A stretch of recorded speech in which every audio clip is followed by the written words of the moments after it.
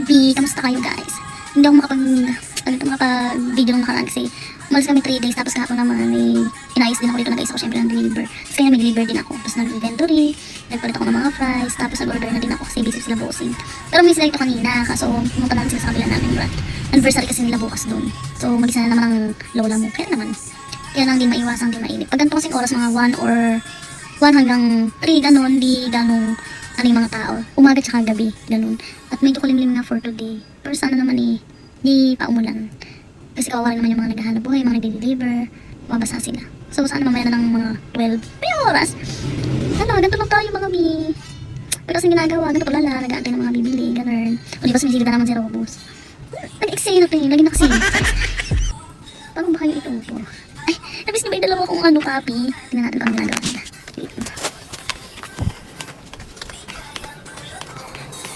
Una! Hi! So mga beats, kulimlim na for today. Yan, sobrang kulimlim. Pero sana mamaya pa umulan. Ay, ito si Lola. Papakalala ko nga pala siya sa inyo. Yun siya, oh. Pag pumunta siya dito, papakalala ko siya sa inyo. Ay, ayun siya, pumunta siya dito. Ito ba dito? Lola! Hi ka! Kaway ka, mag-hi ka. Naruhay siya magpakita dito. Kasi mga biyahe niya nang binibideo. So pakakawain siya natin dito para makasama siya sa mini vlog natin. Ayan siya. Lola, mag-hi ka sa mini vlog ko. Init ka na naman doon niya.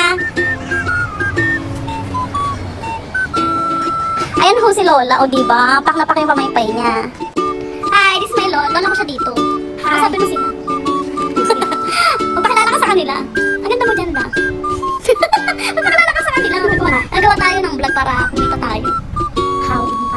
Mag-ano ka lang sa kanila. Kumustahin mo sila gano'n? Bakit? Sabi sa inyo guys, ayun kasi nang binibidyo siya. So, buti na lang humarap din. Ayun mga pilitin pero humarap din siya sa camera. Okay na yun at least nakita nyo siya. Diba? Kaya na siya bumasok siya. Sa labas-labas.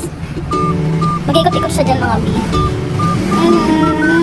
Parang uulan. Naman sana. Sana mamaya pa. Ilibot ko kayo dito sa loob. A few moments later. Diba sabi ko sa inyo, ilibot ko kayo. So nakalimutan ko na. Ito na nga, ilibot ko na nga kayo. So guys. Ayan yung mga pampers namin.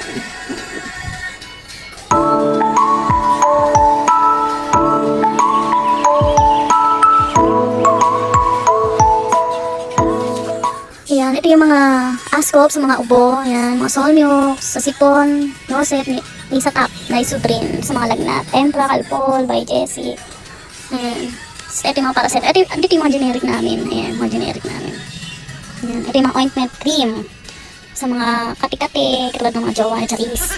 Ito yung mga adult, yan. Adult full fever, kids, saka poor babies.